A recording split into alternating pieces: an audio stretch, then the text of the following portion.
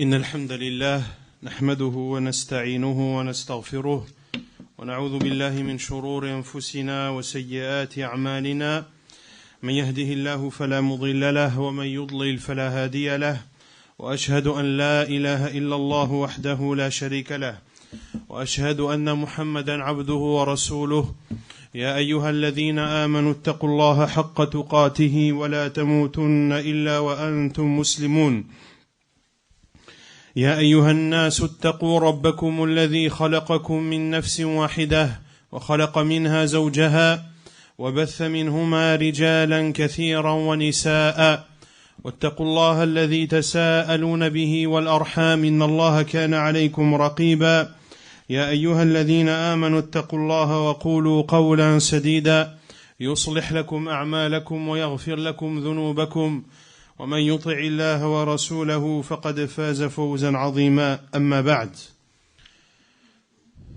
فإن موضوع محاضرتنا هذه الأمسية هو حول الإيمان بالقدر والإيمان بالقدر ذو أهمية عظيمة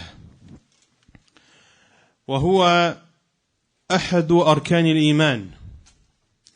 الإيمان بالقدر أحد أركان الإيمان وهو ذو أهمية عظيمة لارتباطه بالإيمان بالله عز وجل وبارتباطه في الكلام في باب أسماء الله وصفاته وما يتعلق بفعله سبحانه وتعالى وخلقه وما يتعلق أيضا بإرادة الله ومشيئته. فإن مما جاء في باب القضاء والقدر من صفات الله عز وجل صفة العلم وصفة الإرادة والمشيئة والقدرة والخلق، ومما جاء من فعله وأمره سبحانه وتعالى الكتابة والأمر به. ولا شك أن ما بني على هذا فهو ذو أهمية عظيمة. Donc le sujet de la conférence est la croyance en la prédestination, traduit en arabe par al-qadar, et l'on verra plus en détail la signification du mot al-qadar. Ce sujet est important car la croyance en la prédestination fait partie des piliers de la foi. Les piliers de la foi sont au nombre de 6, et le 6e de ces piliers est la croyance en la prédestination. Pourquoi avoir choisi ce thème? Car c'est un sujet dans lequel, malheureusement, beaucoup de musulmans n'ont pas assez de connaissances, alors qu'il fait partie des piliers de la foi.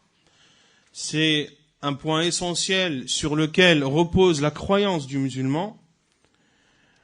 Soit le musulman n'a pas assez de connaissances à ce sujet, ou soit il a des connaissances qui sont erronées et fausses. Et l'on verra, Inch'Allah ta'ala, tout à l'heure, lorsque je vous poserai quelques questions, pour savoir si vous connaissez le strict minimum de ce que doit connaître le musulman vis-à-vis de la croyance en la prédestination. De croire en la prédestination est un sujet important car il est lié directement à la croyance en Allah subhanahu wa ta'ala, mais il est lié aussi aux noms et attributs d'Allah, à certains noms et attributs d'Allah subhanahu wa ta'ala. Parmi les attributs qui sont liés, les attributs d'Allah Azza wa Jal qui sont en rapport avec la croyance en la prédestination, il y a la science, la création et la volonté d'Allah subhanahu wa ta'ala. Et parmi les actes également l'écriture et le fait qu'Allah Azza wa Jal ait ordonné l'écriture. Et l'on verra ce qu'Allah Azza wa Jal a ordonné d'écrire. وأيضا لأن هذه المسألة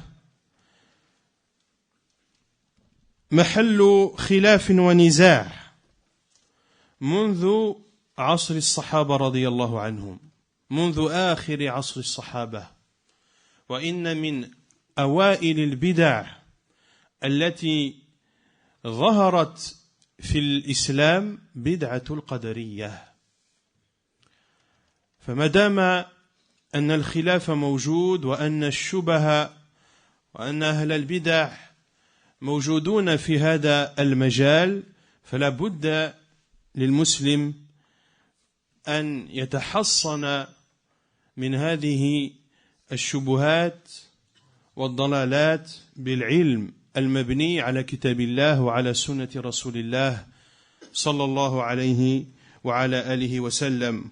ولا بد له أن يضبط هذا العلم. La croyance en la prédestination est importante également car c'est un sujet dans lequel il y a divergence. Et quand je dis divergence, c'est entre les gens de la vérité et ceux qui sont dans le faux, entre les gens de la sunna et les gens de la bid'a. Ce n'est pas un sujet de divergence entre les gens de la sunna. Non, alhamdulillah, la croyance des gens de la sunna est unique et elle est une seule et même.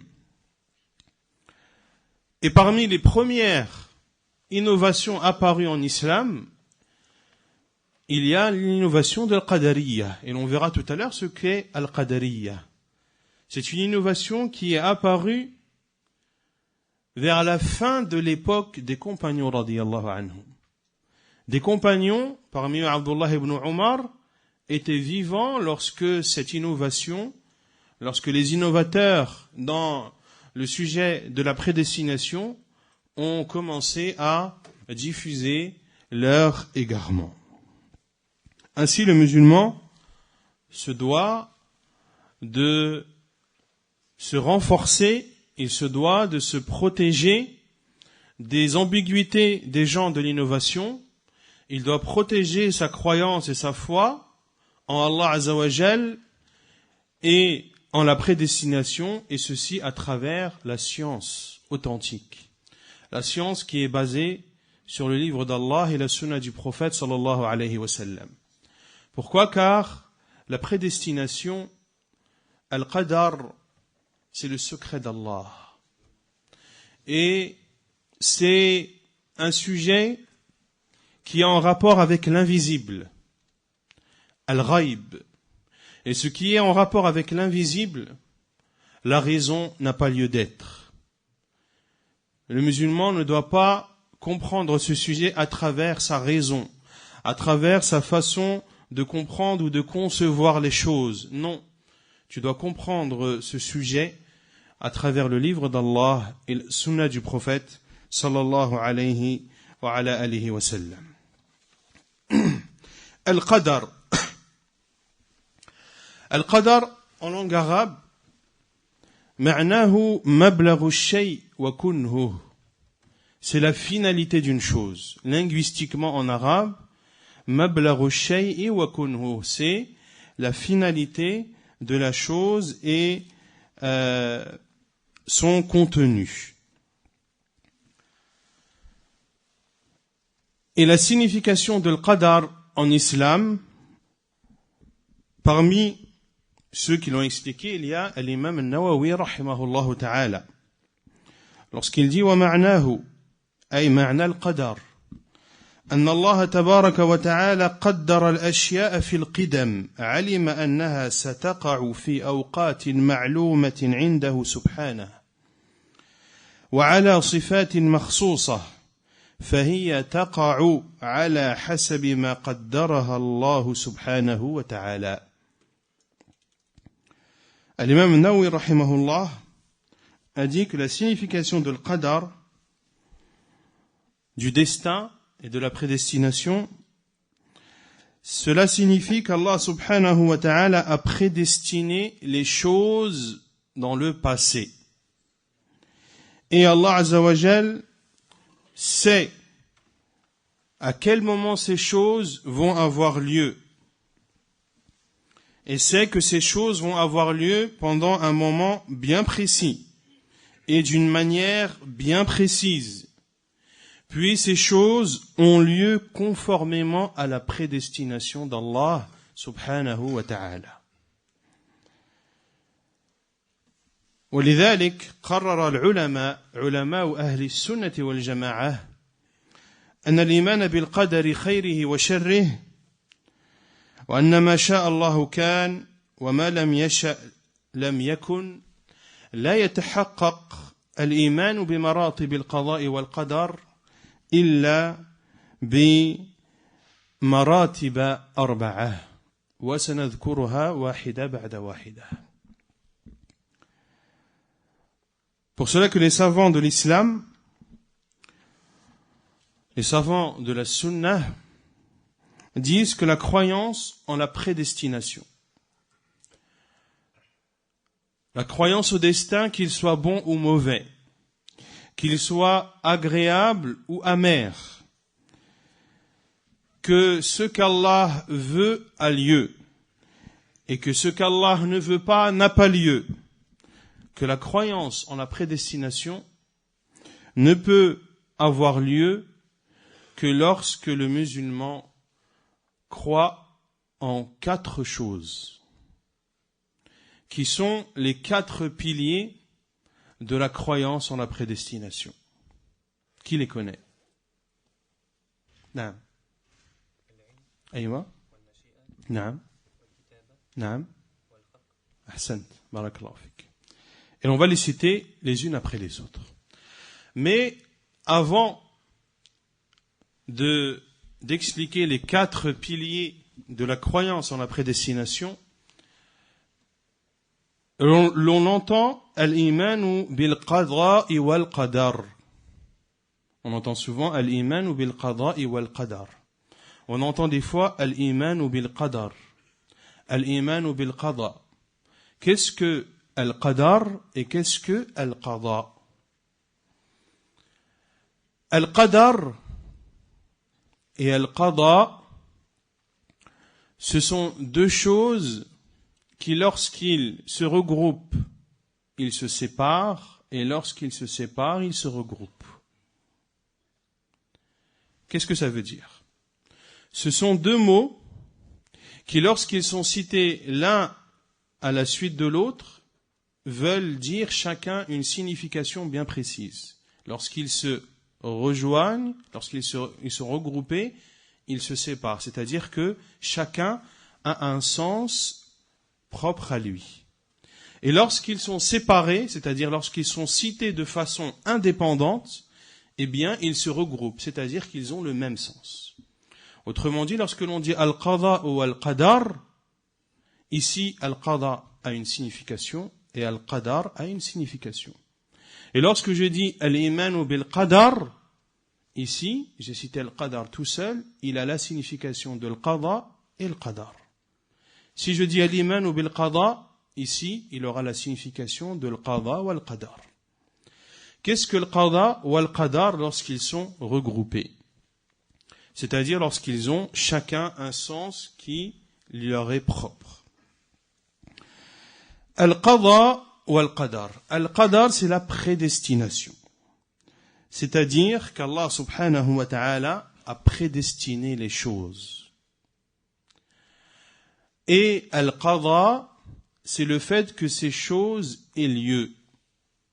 C'est lorsque ces choses ont lieu. Ainsi, on pourrait traduire le qadar par la prédestination et le qada par le décret. Et le qada par le décret. Et les savants de l'islam ont expliqué cela de façon très précise et ont donné des exemples à cela.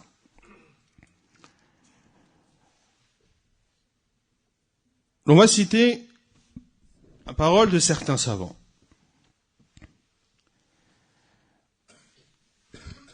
Al-qada wal-qadar baynahuma talazumun wa yadkhulu ahaduhuma fi ma'na al-akhar في بعض المواطن يقول الإمام ابن الأثير والقضاء والقدر متلازمان لا ينفك أحدهما عن الآخر لأن أحدهما بمنزلة الأساس وهو القدر والآخر بمنزلة البناء وهو القضاء. L'imam Ibn al-Athir a dit que al-qada et al-qadar sont liés, ils ne peuvent se séparer. Car l'un a le statut du bâti, de la base, et l'autre a le statut de la construction. La base qui est al-qadar et la construction qui est al-qada.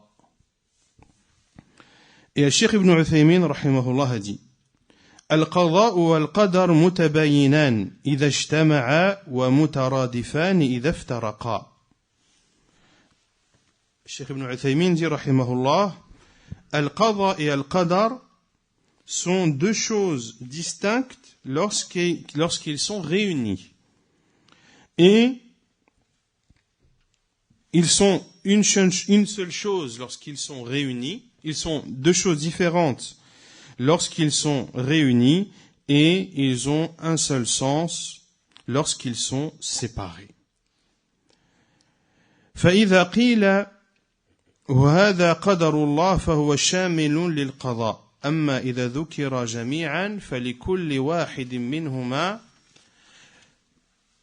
معنى فالتقدير هو ما قدره تعالى في الأزل أن يكون في خلقه. Ensuite, Cheikh Al-Uthaymin dit, rahimahullah, que le qadar, c'est ce qu'Allah a prédestiné auparavant de ce qui va avoir lieu dans sa création. وأما القضاء فهو ما قضى الله به في خلقه من إيجاد أو إعدام أو تغيير.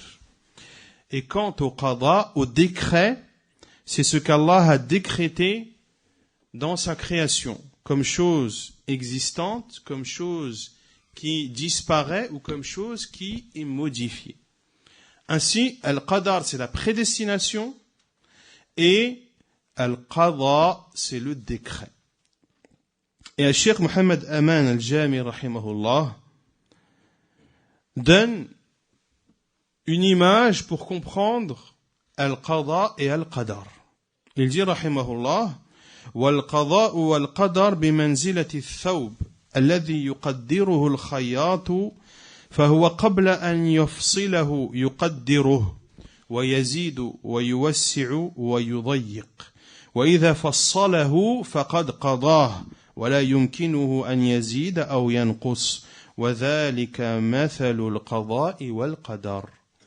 Il dit rahimahullah que al-qada et al-qadar, le décret et la prédestination, sont comparables à un vêtement que le couturier prépare avant de le tailler. Ainsi, le couturier, soit l'étoffe de tissu, il l'augmente, il l'élargit, il la rétrécit.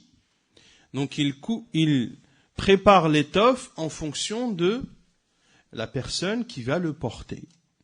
Puis, lorsqu'il taille ce tissu, lorsqu'il le prépare, lorsqu'il le taille, alors il a décrété faqad qadah, et il ne peut ni rajouter ni diminuer.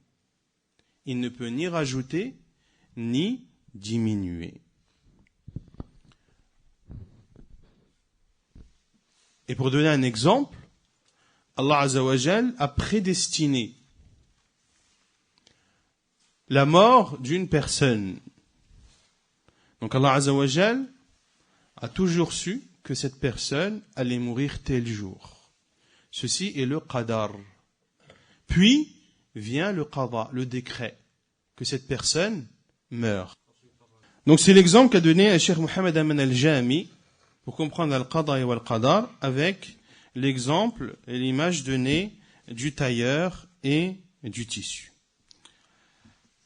Al-maratib al-arba'a, les quatre bases et fondements de la croyance en la prédestination.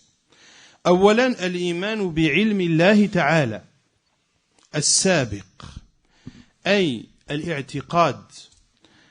الاعتقاد الجازم بأن الله تعالى، الاعتقاد الجازم بعلم الله تعالى وسعته وإحاطته بكل شيء، فهو سبحانه وتعالى علم ما كان وما سيكون وما لم يكن لو كان كيف يكون، وعلم أعمال الخلق من خير وشر وطاعة، وعلم أحوالهم وأرزاقهم وآجالهم وحركاتهم وسكناتهم وشقيهم وسعيدهم وما لهم في البرزخ وبعد البعث والنشور، كل ذلك بعلم الله سبحانه وتعالى المتصف به أزلا. La première base de la croyance en la prédestination, c'est la science d'Allah Azza wa Jal.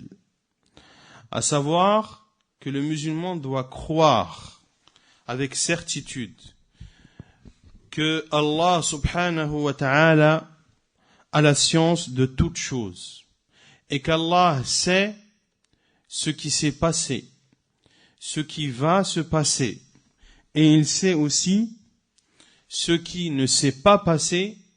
S'il s'était passé, comment il se serait passé. Allah Azza wa Jal sait ce qui est passé. Il sait ce qui est présent. Il sait ce qui va advenir plus dans le futur. Et il sait aussi, subhanahu wa ta'ala, ce qui devait arriver mais qui n'est pas arrivé.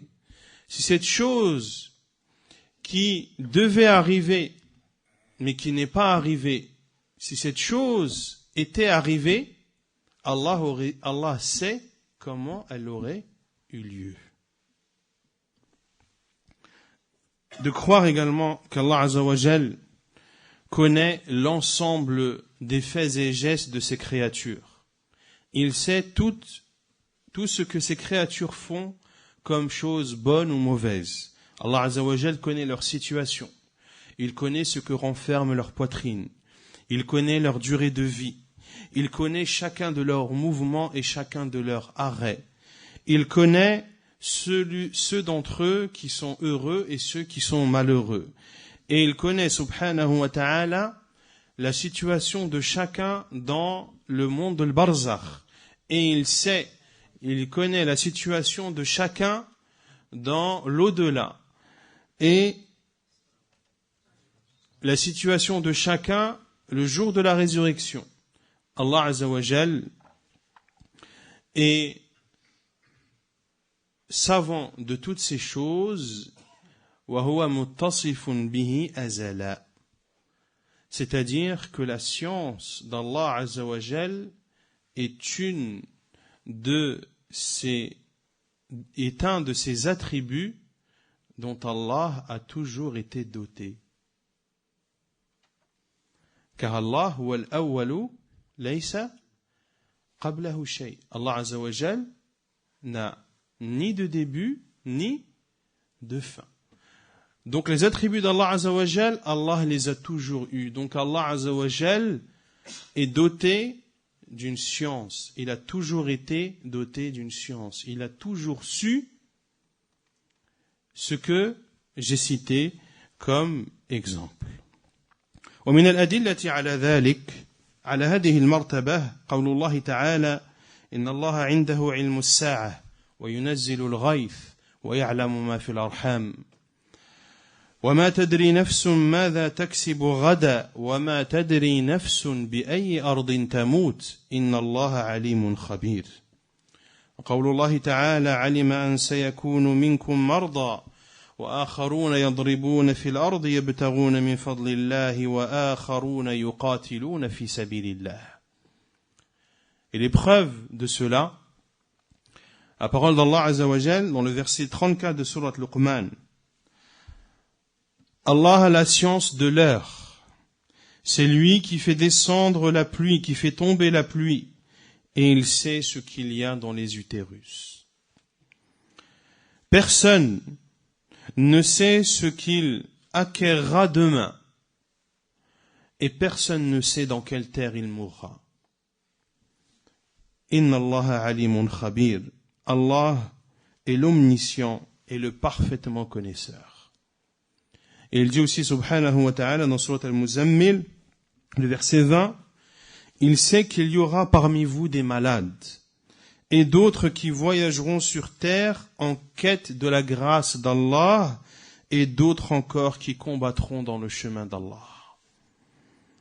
Et lorsque le prophète sallallahu alayhi wa sallam a été questionné sur les enfants des polythéistes et leur devenir dans l'au-delà, le prophète sallallahu alayhi wa sallam, parmi les réponses qu'il a données, le hadith est rapporté par Muslim dans son Sahih, Allahu a'lamu bima kanu amilin. Allah est parfaitement connaisseur de ce qu'ils auraient fait. Allah est parfaitement connaisseur de ce qu'ils auraient fait. Et de parler de la science d'Allah subhanahu wa ta'ala, 10 conférences ne suffiraient pas pour parler de l'étendue de la science d'Allah subhanahu wa ta'ala. Et ceci est la première base sur laquelle repose la croyance en la prédestination.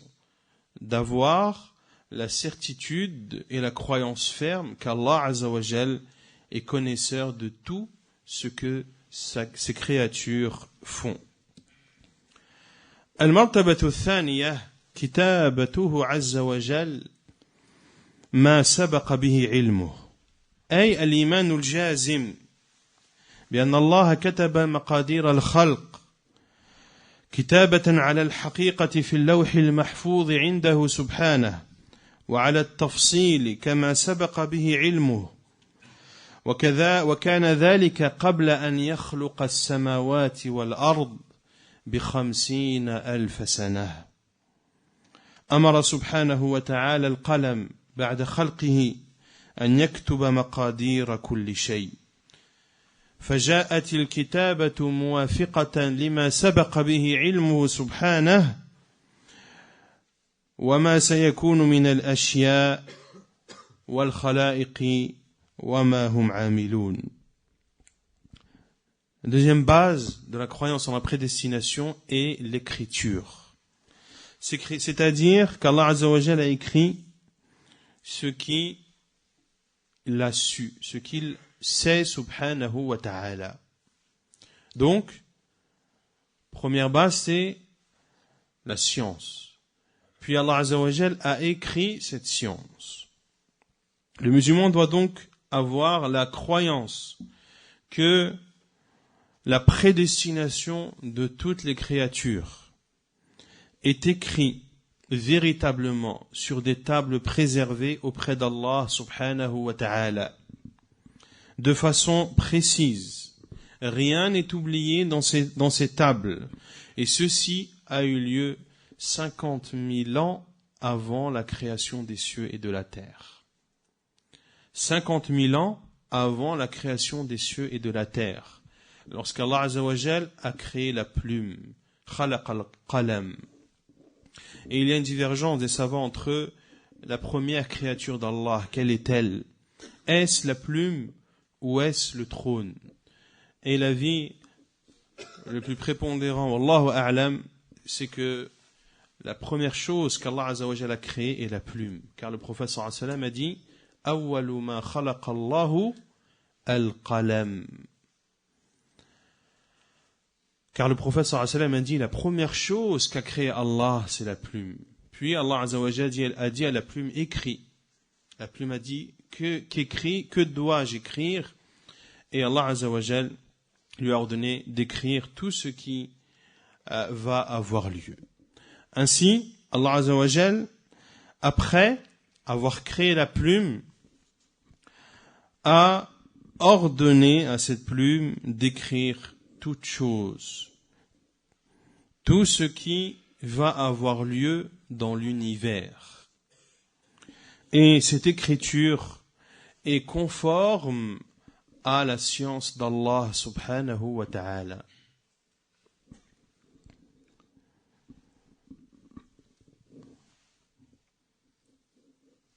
Allah Azza wa Jalla a dit, écris ce qui va avoir lieu jusqu'au jour dernier. والأدلة على ذلك قول الله تعالى ألم تعلم أن الله يعلم ما في السماء والأرض إن ذلك في كتاب إن ذلك على الله يسير وقول الله عز وجل ما أصاب من مصيبة في الأرض ولا في أنفسكم إلا في كتاب من قبل أن نبرأها إن ذلك على الله يسير ومنها أي من الأدلة على هذه المرتبة الثانية قول الرسول صلى الله عليه وسلم كتب الله مقادير الخلائق قبل أن يخلق السماوات والأرض ب50,000 سنة قال وعرشه على الماء. L'épreuve de cette deuxième base, la parole d'Allah Azza wa Jalla dans le verset 70 de Surat Al-Hajj. Ne sais-tu pas qu'Allah sait ce qu'il y a dans le ciel et sur la terre? Tout cela est dans un livre, et cela est bien facile pour Allah. Et dans le verset 22 de Surat Al-Hadid, Allah Azza wa Jalla dit selon le sens, nul malheur n'atteint la terre, ni vos personnes, qui ne soient enregistrées dans un livre avant que nous l'ayons créé. Avant que nous l'ayons créé. Et cela est certes facile pour Allah. Et la preuve dans la sunna du prophète sallallahu alayhi wa sallam et la parole du prophète sallallahu alayhi wa sallam qu'Allah Azza wa Jal a écrit la prédestination de l'ensemble des créatures avant d'avoir créé les cieux et la terre de 50 000 ans. Et son trône était sur l'eau. المرتبة الثالثة وهي مشيئة الله عز وجل للأشياء قبل كونها وذلك على وفق ما سبق به علمه مما كتبه الله عز وجل في اللوح المحفوظ فلا يقع شيء في الكون وفي ملك الله إلا بمشيئته فما شاء الله كان وما لم يشأ لم يكن ولا يقع في ملك الله من حركة ولا سكون إلا بمشيئة الله سبحانه وتعالى وعلى مقتضى حكمته كيف شاء ومتى شاء سبحانه وتعالى والأدلة على ذلك قول الله عز وجل وما تشاءون إلا أن يشاء الله رب العالمين وقول الله تعالى ولو شاء الله ما اقتتلوا ولكن الله يفعل ما يريد. La troisième base est la volonté d'Allah subhanahu wa ta'ala, al-mashi'a. Avant d'être créé. Ainsi, Allah Azza wa Jal sait ce qui va avoir lieu dans l'univers. Puis, ces choses qu'Allah Azza wa Jal a su ont été écrites et inscrites dans les tables préservées. Puis, Allah Azza wa Jal vient la volonté d'Allah subhanahu wa ta'ala. Car rien dans cet univers ne peut avoir lieu sans qu'Allah subhanahu wa ta'ala ne le veuille. Rien dans le royaume d'Allah ne peut exister, ne peut avoir lieu sans qu'Allah subhanahu wa ta'ala ne le veuille. Ce qu'Allah veut est, existe. Ce qu'Allah ne veut pas n'est pas.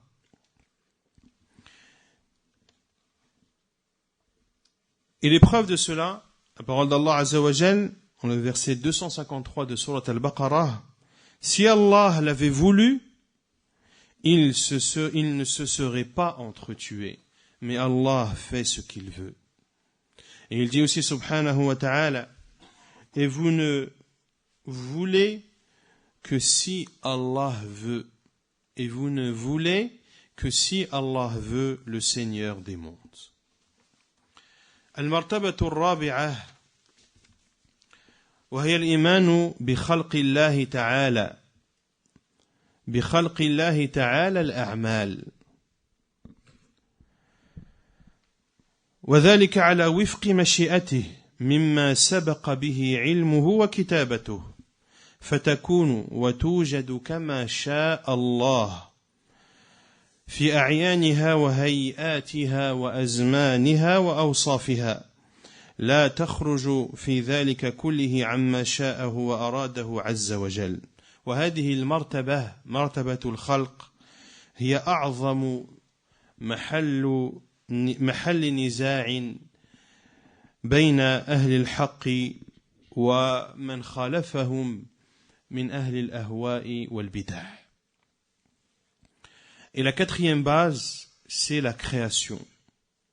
C'est-à-dire de croire qu'Allah Azza wa Jal a créé toutes les choses qui ont lieu dans cet univers, conformément à la volonté d'Allah subhanahu wa ta'ala,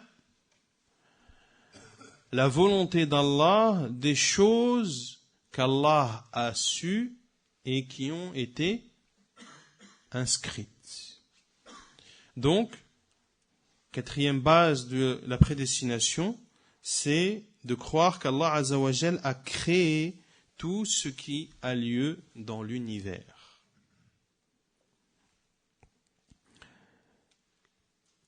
Et que ces choses qu'Allah Azza wa Jal a voulu, il les a créées comme il le veut, subhanahu wa ta'ala, comme il les a voulu, au moment où Allah l'a voulu, et de la façon et de la manière qu'Allah l'a voulu.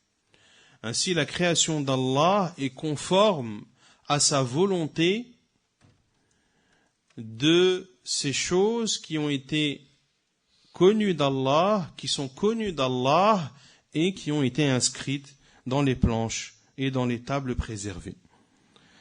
والأدلة على ذلك قول الله تعالى الله خالق كل شيء وهو على كل شيء وكيل وقول الله تعالى والله خلقكم وما تعملون ومن الأدلة على ذلك أيضا قول الرسول صلى الله عليه وسلم إن الله يصنع كل صانع وصنعته إن الله يصنع كل صانع وصنعته.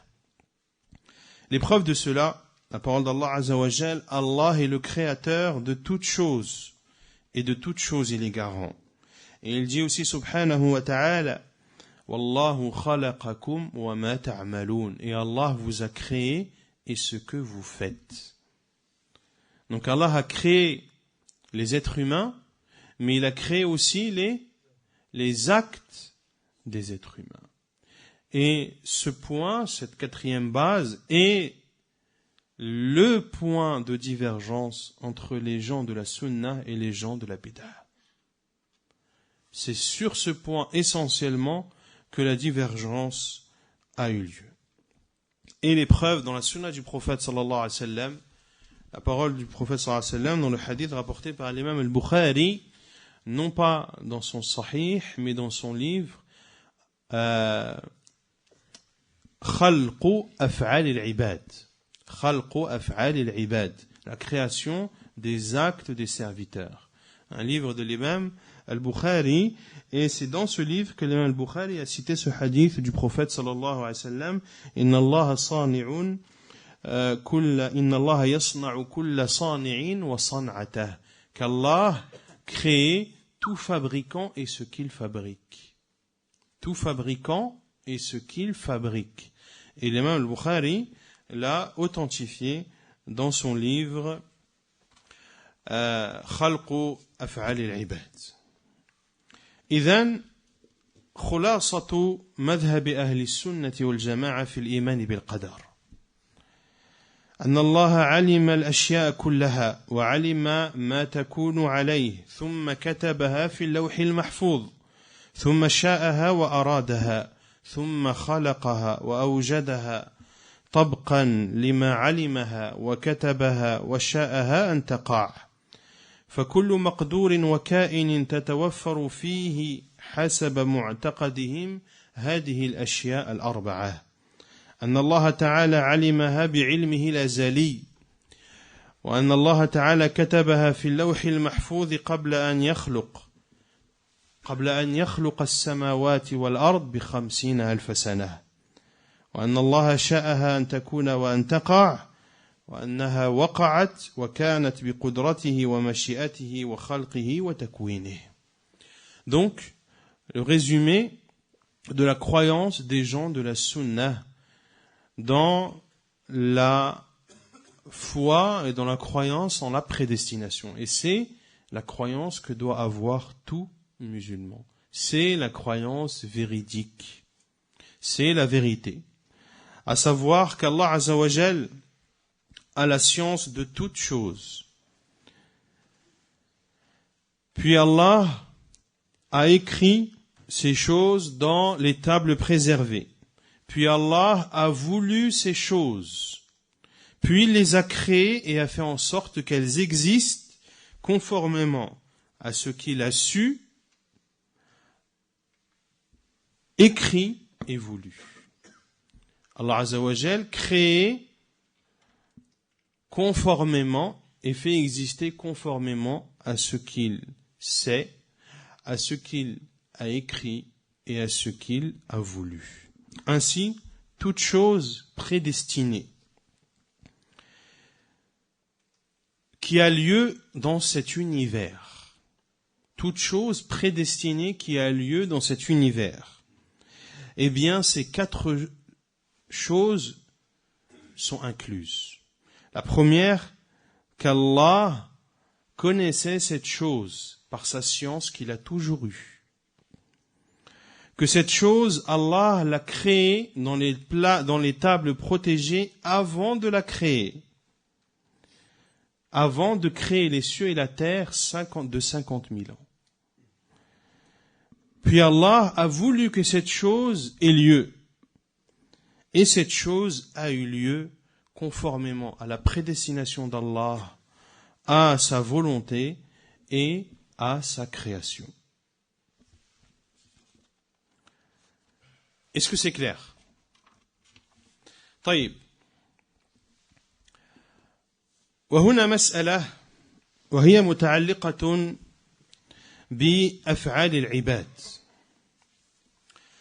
فأفعال العباد تنسب إليهم ولا يعنون أنهم خلقوها في أنفسهم بل الله عز وجل مكنهم وأقدرهم عليها. Concernant les actes des serviteurs, ces actes sont attribués à ces serviteurs. Lorsque tu fais un acte, quel qu'il soit, cet acte t'est attribué. Et cela ne veut pas dire que c'est toi qui l'as créé. Cela ne veut pas dire que c'est toi qui l'as créé. C'est Allah Azza wa Jal qui a créé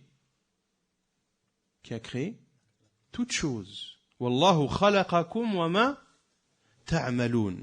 Mais un acte que tu fais, qui en est responsable? C'est toi. C'est toi qui en es responsable et cet acte t'est attribué et il t'est affecté. Et c'est Allah Azza wa Jal qui l'a créé. C'est Allah Azza wa Jal qui l'a voulu. Et c'est Allah subhanahu wa ta'ala qui t'a donné la possibilité de le faire.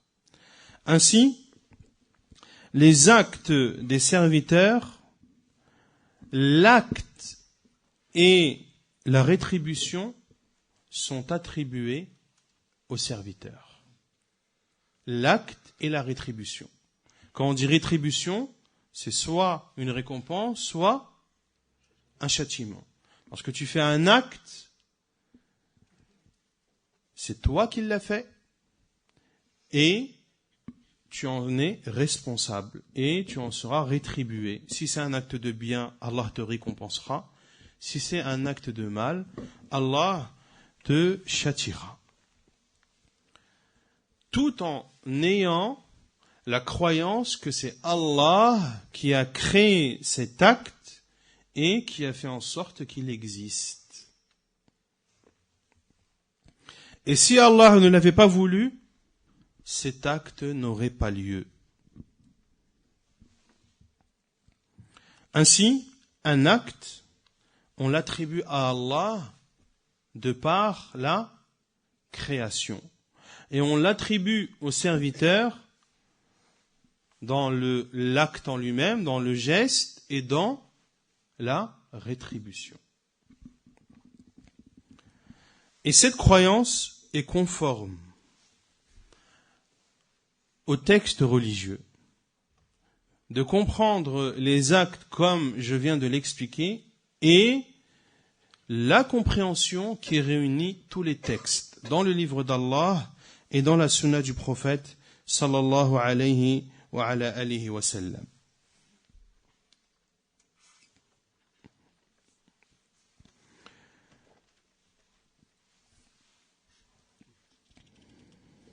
Ainsi,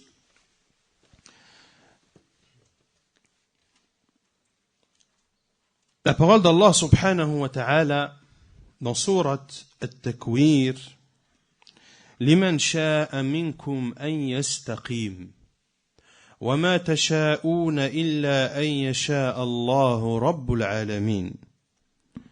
Pour celui d'entre vous qui veut suivre le droit chemin. Pour celui d'entre vous qui veut suivre le droit chemin. Et vous ne voudrez que ce qu'Allah veut, le Seigneur des mondes. Dans ce verset, Allah subhanahu wa ta'ala attribue et atteste de la volonté du serviteur. Et Allah azza wa jal atteste également dans ce verset la volonté divine. Pour celui d'entre vous qui veut suivre le droit chemin. Ainsi, l'être humain, est-ce qu'il a une volonté? La réponse est oui. Mais la volonté de l'être humain suit la volonté d'Allah subhanahu wa ta'ala. Car vous ne voudrez que si Allah veut. Car vous ne voudrez que si Allah veut, car Allah azza wa jal est le créateur de toutes choses, et comme je l'ai dit, rien ne peut avoir lieu dans cet univers sans qu'Allah azza wa jal ne le veuille. Et dans le sujet de la croyance en la prédestination, je vous avais dit que c'est un sujet où il y a des gens de l'innovation qui sont apparus dans la fin de l'époque des compagnons du prophète sallallahu alayhi wa ala alihi wa sallam. Et il est dit que le premier qui a eu cette croyance, une croyance erronée dans la foi et dans la croyance en la prédestination, c'est Ma'bad al-Juhani. L'imam Muslim, rahimahullah ta'ala, rapporte dans son Sahih.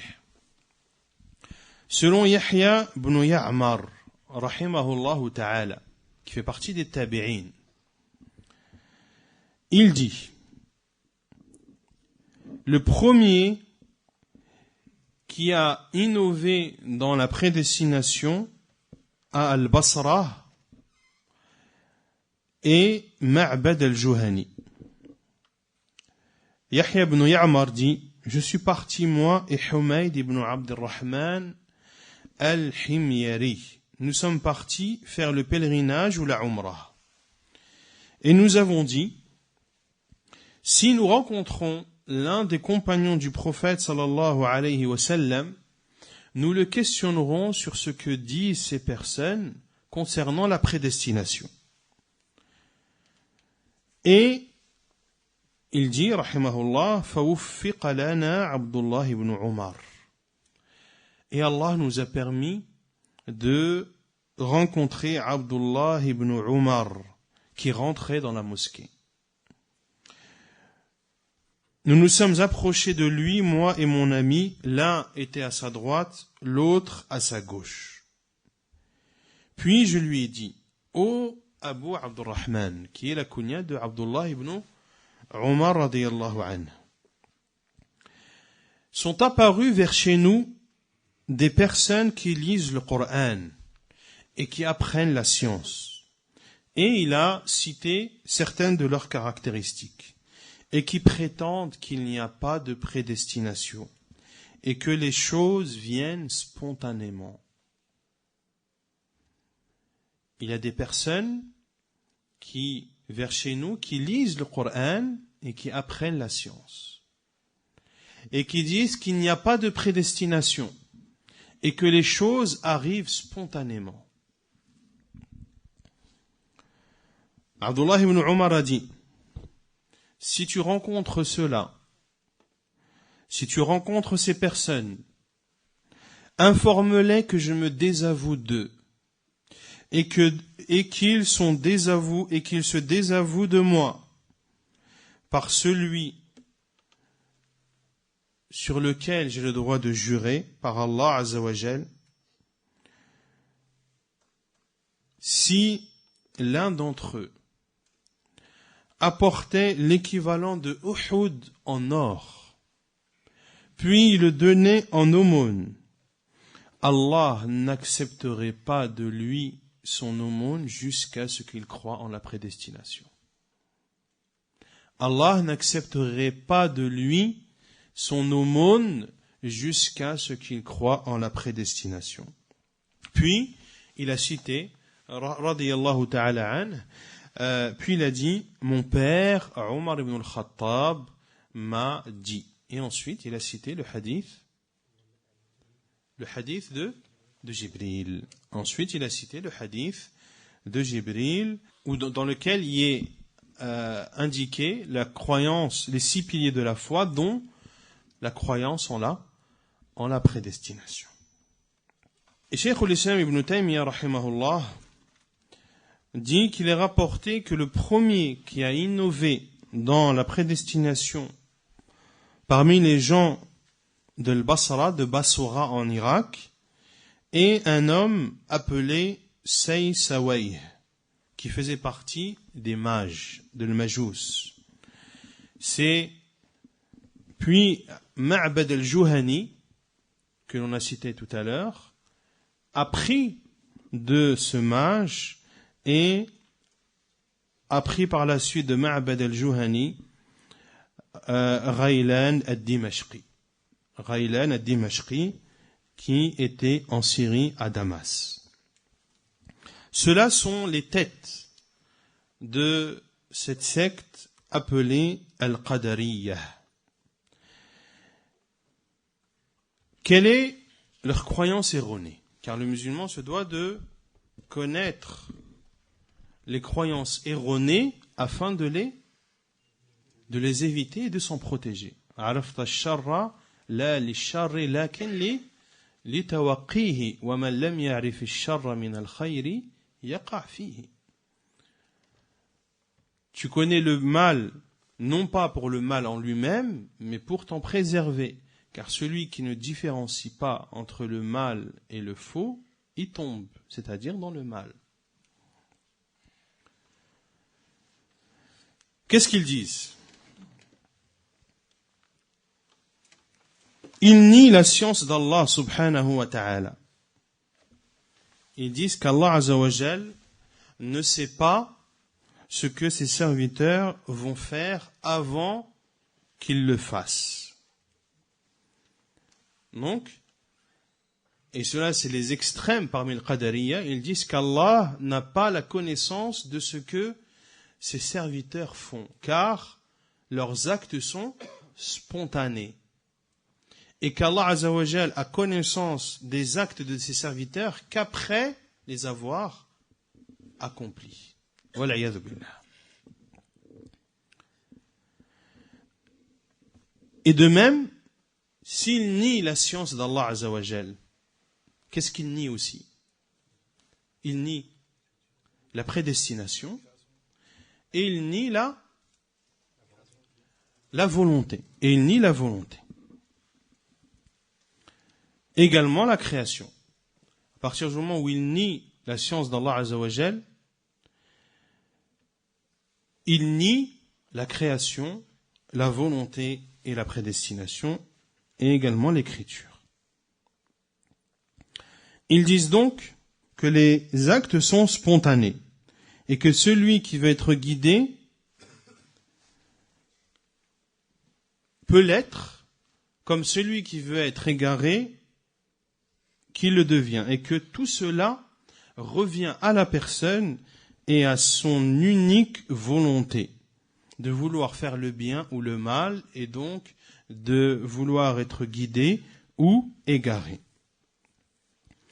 Ainsi, ils ont attesté qu'il y a des choses qui peuvent avoir lieu dans le royaume d'Allah sans qu'Allah ne le veuille. Sans qu'Allah ne le veuille. Et ceci est sans aucun doute un égarement. L'imam al-Qurtubi, rahimahullah, pourquoi est-ce qu'il s'appelle l'imam al-Qurtubi? Car il est né à Cordoba, qui est Cordoba, en Espagne, en Andalousie. Et il est mort, rahimahullah, en l'an 671 de l'Hégire. Et il est mort où? En Égypte, rahimahullah ta'ala. Et c'est un grand savant de l'islam. Parmi les livres qu'il a écrits, son tafsir, Al-Jami' li Ahkami Al-Qur'an, qui est l'un des meilleurs tafsirs du Coran, qui est l'un des meilleurs exégèses du Coran. Il dit, rahimahullah, قد انقرض هذا المذهب أي مذهب غلاة النفاة ولا نعرف أحدا ينسب إليه من المتأخرين والقدرية اليوم مطبقون على أن الله تعالى عالم بأفعال العباد قبل وقوعها وإنما خالفوا السلف في زعمهم بأن أفعال العباد مقدورة لهم وواقعة منهم على جهة الاستقلال وهو مع كونه مذهبا باطلا أخف من الأول. L'imam al-Qurtubi rahimahullah dit que ce madhab, c'est-à-dire ce courant d'extrême dans la croyance en la prédestination que l'on vient de citer, à savoir de nier la science d'Allah Azza wa Jal, que ce courant a disparu. Et il dit, rahimahullah, que nous ne connaissons à ce jour personne qui prétend avoir une telle croyance. Et Al-Qadariyya, cette secte qui est tout de même existante, affirme la science d'Allah, qu'Allah sait et connaît les actes de ses serviteurs avant qu'ils aient lieu. Mais ils ont contredit les salafs dans le fait que ces actes aient été prédestinés. Et ils disent que ces actes ont lieu et proviennent et émanent uniquement de l'être humain, de son propre chef. Ainsi, si on compare la croyance de l'Qadariyya actuelle et ceux des extrêmes, quelle est la différence? Certains nient la science d'Allah et les autres l'affirment. Mais tous rejettent le fait que les actes des serviteurs soient prédestinés. Et les deux sont des égarements sans aucun doute, mais le deuxième est moins pire que le premier. Le deuxième, le fait d'attester la science d'Allah, cela est clair que cela est meilleur que de nier la science d'Allah, mais il n'en est pas moins que c'est un égarement et que cela est contraire à la vérité. Est-ce que quelqu'un peut ouvrir les fenêtres? Parce que là, il commence à faire chaud là. Il y a une autre secte qui eux aussi ont dévié de la vérité et qui sont le contraire de la première secte que j'ai citée, qui eux nient attestent la prédestination, mais ont abusé dans cela. Et ils disent que le serviteur est contraint de faire ses actes, qu'il n'a pas de volonté, qu'il n'a pas de choix, qu'il est comme une plume emportée par les vents.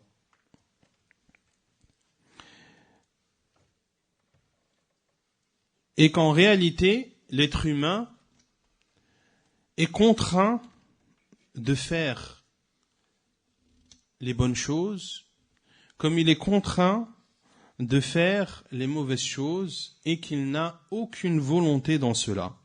Et qu'Allah Azza wa Jal est celui qui fait et qui veut tout cela. Et cette croyance est la croyance de Al-Jahmiyya également. Et la première que j'ai citée, c'est la croyance de Al-Mu'tazila. Ainsi, les premiers disent que l'être humain fait tout de son propre chef et qu'Allah n'a pas prédestiné et qu'Allah n'a pas voulu. L'autre extrême disent que l'être humain,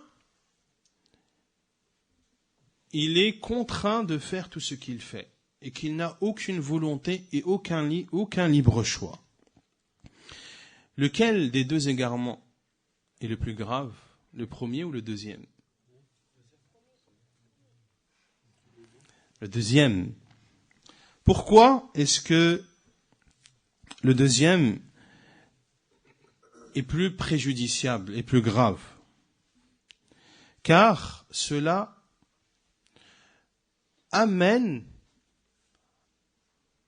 à abolir l'une des bases en islam qui est al-amru bil ma'ruf wa an-nahyu 'anil munkar, d'ordonner le bien et d'interdire le mal.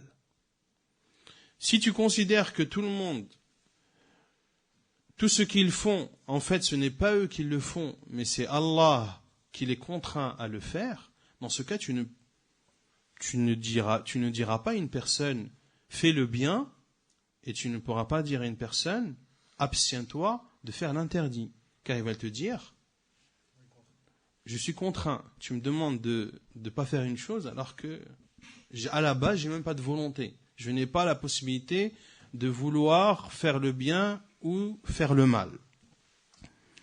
Et aussi cela vient nier la sagesse d'Allah subhanahu wa ta'ala, qu'Allah rendrait responsable ses serviteurs d'actes qu'ils seraient contraints de faire.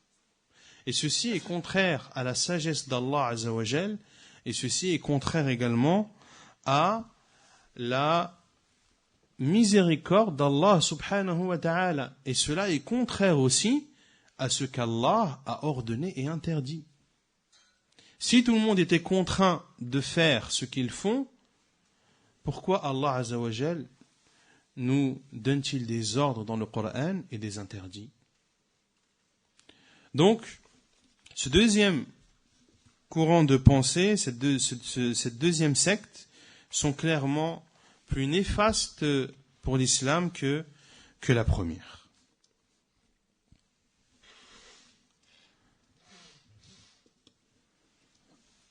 Et ces égarements ont pour origine le fait que les gens ne se sont pas conformés au texte et qu'ils ont utilisé leur raison. Ils ont voulu trouver des solutions rationnelles à cette problématique.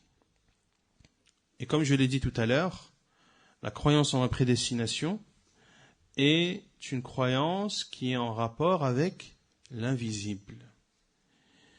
Il y a des choses à laquelle tu dois croire, même si cela ne rentre pas dans ton esprit et dans ton cerveau, même si ton cerveau ne le conçoit pas. Car certains disent, mais comment est-ce qu'un être humain, il peut avoir une volonté, mais sa volonté a suivi la volonté d'Allah? Et beaucoup se posent des questions car ils n'arrivent pas à comprendre cela. Comment est-ce que moi je peux avoir une volonté et Allah avoir une volonté et ma volonté, elle suit celle d'Allah. Rien ne peut avoir lieu sans qu'Allah ne le veuille, mais j'ai le libre choix de faire ce que je veux. Tu n'arrives pas à comprendre cette chose. قالوا سمعنا وأطعنا آمنا بما أنزل إلينا. Nous croyons en ce qu'Allah Azza wa Jalla a révélé et nous disons nous avons écouté et nous obéissons. Si toi tu n'arrives pas à comprendre cela, eh bien sache que c'est comme cela que les choses se passent. Tu as ton libre choix. L'être humain, il a son libre choix. On a dit que les actes des êtres humains, ce sont eux qui en sont responsables et ils en seront rétribués. Ils ne peuvent faire une chose que si Allah le veut. Ils ne peuvent faire une chose que si Allah le veut. Si Allah ne veut pas, ils ne la font pas. Et à ce sujet, il y a aussi la volonté d'Allah subhanahu wa ta'ala qui est de deux sortes. Mais avant de passer aux deux sortes de volonté d'Allah Azza wa Jal, que le sujet de la prédestination, comme je l'ai dit, la personne doit se soumettre. Et l'on ne doit pas également chercher les détails et vouloir tout comprendre absolument. Le musulman se doit d'avoir la croyance qu'Allah Azza wa Jal est le plus juste des justes. Oui ou non? Allah est le plus sage des sages. Est-ce qu'Allah offense ses serviteurs? La. وَمَا ظَلَمَهُمُ اللَّهُ وَلَكِنْ كَانُوا أَنفُسَهُمْ يَظْلِمُونَ. Et Allah Azza wa Jal dit وَمَا اللَّهُ بِظَلَّامٍ لِلْعَبِيدِ. Allah n'est pas injuste envers ses serviteurs. Allah n'a pas été injuste envers eux, mais ce sont plutôt eux qui ont été injustes envers eux-mêmes. Donc sache qu'Allah Azza wa Jal est le plus juste des justes. Qu'Allah Azza wa Jal est le miséricordieux. Que sa miséricorde est plus vaste que toute chose. Et que sa miséricorde a précédé sa colère, subhanahu wa ta'ala. Donc s'il y a des choses que tu n'arrives pas à concevoir, eh bien reviens à la chose qui est une croyance ferme pour toi, à savoir qu'Allah est le plus juste des justes et qu'en aucun cas Allah Azza wa Jal n'offense ses serviteurs.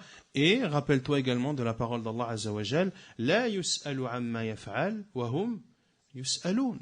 Allah n'est pas questionné sur ce qu'il fait, mais ce sont ses serviteurs qui seront questionnés. Et les salafs nous ont encouragés à cela et de ne pas polémiquer avec les gens qui sont égarés dans le domaine de la prédestination. Certains salafs même mettent en garde sur le fait de connaître et de prendre connaissance des ambiguïtés de ceux qui ont une croyance fausse dans la prédestination. Et il y en a des ambiguïtés. Il y a des versets qu'ils rapportent, qu'ils utilisent pour appuyer leur égarement. Mais bien sûr, les savants de l'islam ont apporté à chacune de ces ambiguïtés une réponse qui est claire. On pourrait en citer, mais on va se contenter de suivre le conseil de nos pieux prédécesseurs, à savoir de ne pas exposer ces ambiguïtés au grand public.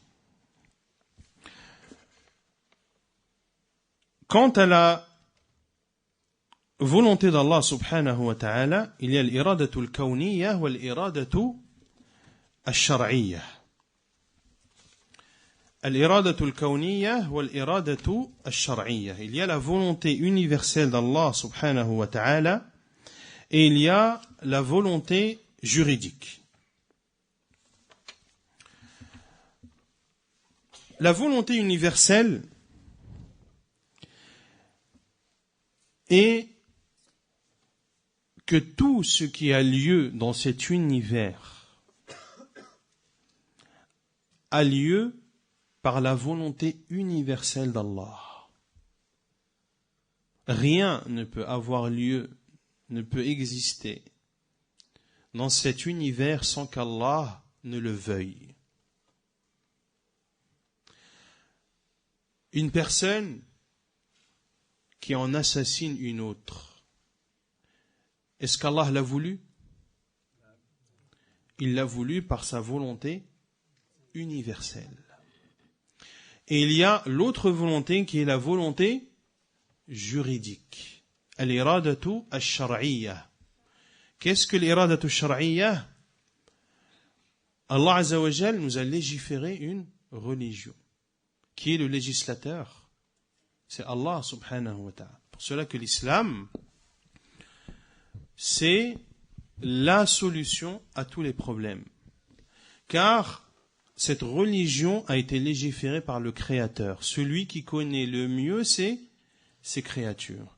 Et l'islam est applicable en tout lieu, en toute époque. En tout lieu, en toute époque. Et Allah Azza wa Jal nous a légiféré des choses. Il y a des choses qu'Allah aime et des choses qu'Allah déteste. Allah aime le tawhid et déteste le shirk. Allah aime qu'on lui obéisse et il déteste que l'on lui désobéisse. Allah aime celui qui fait le bien et déteste celui qui fait le mal. Ainsi, la volonté juridique d'Allah est que les bonnes choses, Allah les aime, et les mauvaises choses, Allah les déteste. Ainsi, une personne qui tue une autre, est-ce qu'Allah l'a voulu?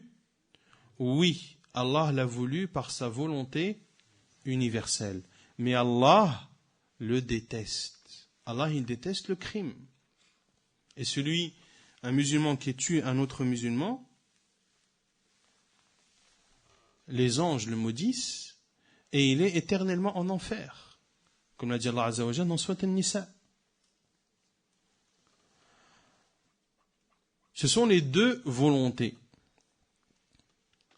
Ainsi, quoi que tu fasses, ce que tu feras ne sortira pas de la volonté universelle d'Allah. Et les savants ont donné des différences entre les deux volontés. Que la volonté universelle d'Allah Azza wa Jal, Allah peut l'aimer comme Allah ne peut pas l'aimer. Comme Allah peut ne pas l'aimer. Et quant à la volonté juridique, Allah l'aime dans tous les cas. Allah l'aime dans tous les cas.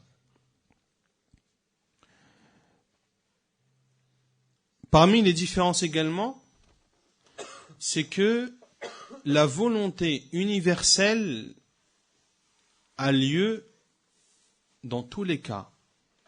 Quant à la volonté juridique, elle peut avoir lieu comme elle peut ne pas avoir lieu. Allah Azza wa Jal déteste le shirk. Il aime le tawhid. Est-ce que tout le monde font partie des gens du tawhid? Non. Non. Il y a les gens du tawhid et les gens du shirk. Mais Allah Azza wa Jal, lorsqu'il décrète par sa volonté universelle qu'un ouragan va avoir lieu, eh bien, cet ouragan aura lieu dans tous les cas. Il y a la volonté universelle qui englobe les choses qu'Allah aime et qu'Allah n'aime pas. Et il y a la volonté juridique qui est ce qu'Allah aime comme bonne action. Ceci concernant les deux volontés juridiques et universelles. Ensuite, il y a quelques sujets. On va terminer par cela, Inch'Allah, parce qu'on commence à tarder. que le mal ne peut être attribué à Allah.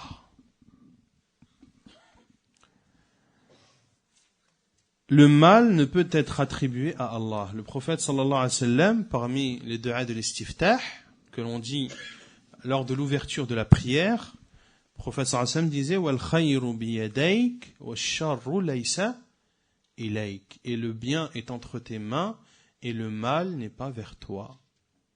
Et le mal n'est pas vers toi. Car Allah subhanahu wa ta'ala, comme l'a dit Cheikh al-Islam Ibn Taymiyyah rahimahullah, ne crée pas un mal en soi. Car tout ce qu'Allah Azza wa Jal crée, il le fait par sagesse. Et donc, au vu de cette sagesse, c'est un bien. Au vu de cette sagesse, c'est un bien. Cela peut être un mal pour certaines personnes, mais c'est un mal partiel, ce n'est pas un mal total. Car si l'on regarde, et si l'on regarde la sagesse pour laquelle Allah Azza wa Jal a fait cela, ou a voulu cela, eh bien, l'on se rendrait compte que c'est un bien. Pour cela que l'on n'attribue pas le mal à Allah subhanahu wa ta'ala.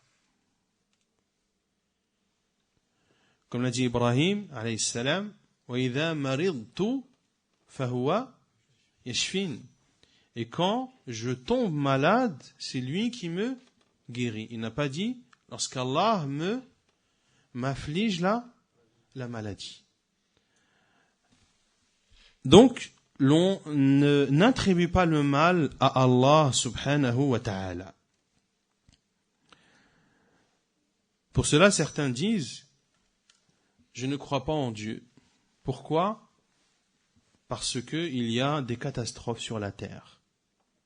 Il y a des enfants qui meurent de faim. Il y a des catastrophes naturelles. Comment un Dieu peut faire cela ? Wal'iyadhu billah. Comme on l'a dit tout à l'heure, la yus'alu amma yaf'al wa hum yus'alun. Allah n'est pas questionné sur ce qu'il fait. Allah ne fonce pas ses serviteurs. Allah n'est pas injuste.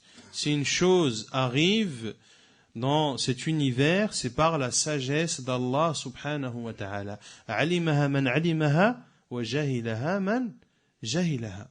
Tout ce qui a lieu sur cet univers a lieu par la sagesse d'Allah. La connaît celui qui la connaît et l'ignore celui qui l'ignore. Mais dans tous les cas, il est interdit d'attribuer le mal à Allah subhanahu wa ta'ala. Le deuxième sujet dans la prédestination est ceux qui justifient leur péché par la prédestination. Il est interdit à l'être humain et aux musulmans de justifier ses péchés et ses désobéissances par la volonté et par la prédestination. Allah Azza wa Jal a réprimandé les mushrikines. Comme il le cite dans Surat Al-An'am, comme le verset cité dans Surat Al-An'am, le verset 148. والله عز وجل dit سيقول الذين أشركوا لو شاء الله ما أشركنا ولا آباؤنا ولا حرمنا من شيء كذلك كذب الذين من قبلهم حتى ذاقوا بأسنا قل هل عندكم من علم فتخرجوه لنا إن تتبعون إلا الظن وإن أنتم إلا تخرصون. Il dit subhanahu wa ta'ala, si Allah avait voulu, en parlant des mouchriquines, si Allah avait voulu, nous ne lui aurions pas donné d'associé. Nos ancêtres non plus, et nous n'aurions rien déclaré d'interdit contre la volonté, c'est-à-dire d'Allah Azza wa Jal. Puis Allah Azza wa Jal dit, ainsi leurs prédécesseurs traitaient de menteurs, c'est-à-dire les prophètes d'Allah, jusqu'à ce qu'ils goûtèrent à notre châtiment. Puis, Allah Azza wa Jalla dit à son prophète sallallahu alayhi wa sallam, dit, avez-vous une preuve à nous produire? En vérité, vous ne suivez que des suppositions et vous ne faites que mentir. Ainsi, Allah Azza wa Jalla a réprimandé et a traité de menteurs ces polythéistes qui ont justifié leur polythéisme par la prédestination et en disant que si Allah l'avait voulu, nous ne lui aurions pas donné d'associé. Et un voleur a justifié son vol auprès de Omar ibn al-Khattab radiyallahu anhu par la prédestination. Et Omar ibn al-Khattab radiyallahu anhu lui a dit, eh bien moi, je vais également te couper la main par le destin et par la prédestination d'Allah subhanahu wa ta'ala.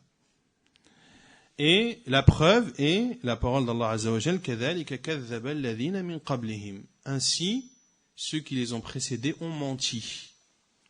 En parlant des mouchrikines qui avaient justifié leur polythéisme par le destin et en disant que leurs ancêtres aussi n'auraient pas associé à Allah si Allah l'avait voulu. Le troisième sujet dans la prédestination est: est-ce que l'être humain a un libre choix ou non? Est-ce que l'être humain a un libre choix ou non? Ce sont les questions qui reviennent le plus souvent. À savoir, le mal, est-ce qu'on l'attribue à Allah? On a vu que non. La deuxième chose est le fait de se justifier, de justifier les péchés par la prédestination. Et la troisième question qui revient le plus couramment est: l'être humain a-t-il un libre choix ou non? Les savants ont répondu à cela en disant que l'être humain il y a des choses dans lesquelles l'être humain a le choix et d'autres choses dans lesquelles il n'a pas le choix. Parmi les choses dans lesquelles il n'a pas le choix, il y a par exemple la maladie, la mort, les accidents. Ce sont des choses qui ont lieu sans que la personne ne le veuille. En tout cas, de façon courante, car il y a des personnes qui veulent, qui font un accident volontaire. Mais de façon générale, ceux qui sont victimes d'accidents le sont contre leur volonté. Et il y a des choses que l'être humain veut, qui sont son libre choix, comme le fait de se lever, de s'asseoir, de rentrer, de sortir, d'obéir et de désobéir. Cheikh Abdullah ibn Humayd, rahimahullah ta'ala, fait partie des grands savants d'Arabie Saoudite, rahimahullah ta'ala. Il dit que l'être humain a le choix et n'a pas le choix. Les deux. Tu as le choix par rapport à ta création, car Allah subhanahu wa ta'ala t'a créé avec une raison qui te permet de distinguer le vrai et le faux, le bon et le mauvais, et tu choisis ce qu'il y a de mieux pour toi.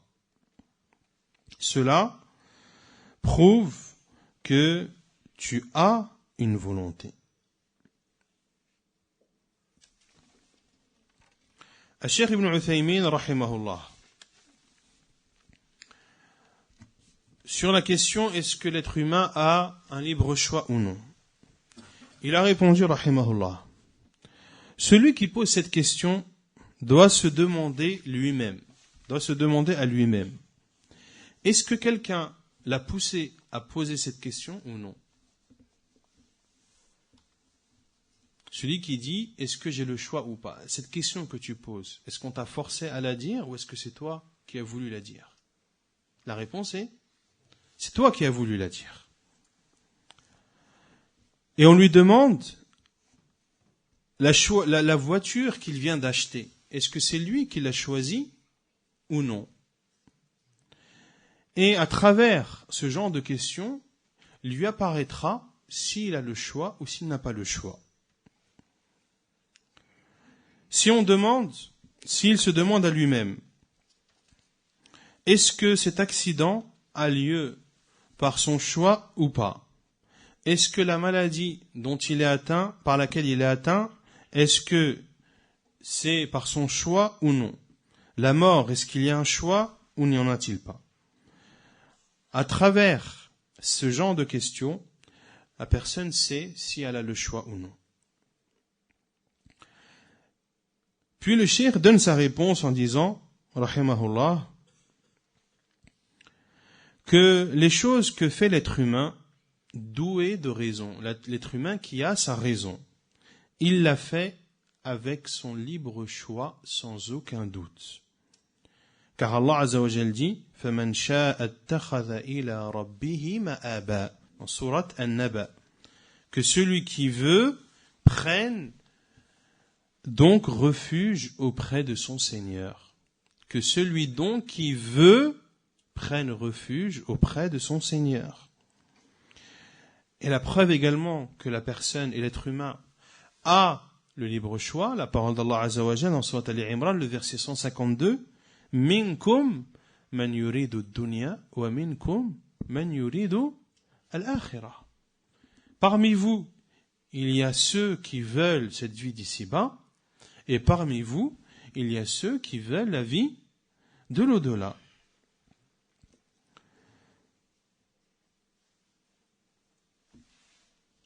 Mais le serviteur, lorsqu'il veut une chose et lorsqu'il fait, Allah Azza wa Jal nous enseigne qu'Allah le veut également. Car il dit, celui d'entre vous qui veut être guidé, et vous ne voudrez que si Allah veut, le Seigneur des mondes.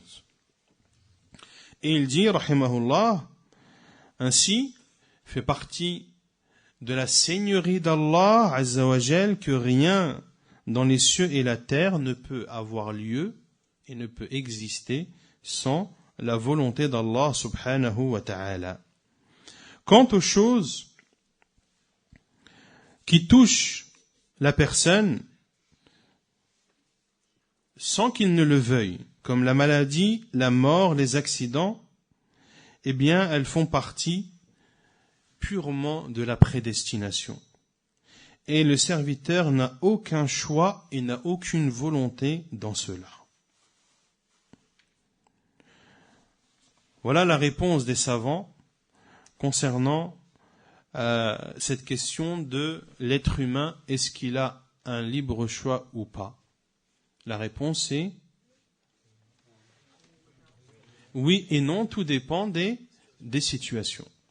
Mais une chose est certaine, car ceux qui posent cette question, est-ce que l'être humain a une volonté ou pas, a un libre choix ou pas, en général, ils posent ces questions pour les choses dont ils savent qu'ils n'ont pas la volonté ou pour les choses dont ils savent, dont ils ont la volonté. En général, ceux qui disent cela, ils se posent la question de savoir, est-ce que j'ai le choix ou pas? Si j'ai le choix, je continue. Si je n'ai pas le choix, alors j'arrête et je laisse les choses arriver seules et j'irai là où Allah voudra que j'aille. Et le prophète, cette question, les compagnons l'ont posée, radiyallahu anhum. Lorsque le prophète sallallahu alayhi wa sallam a dit que chacun avait sa place soit en enfer, soit au paradis.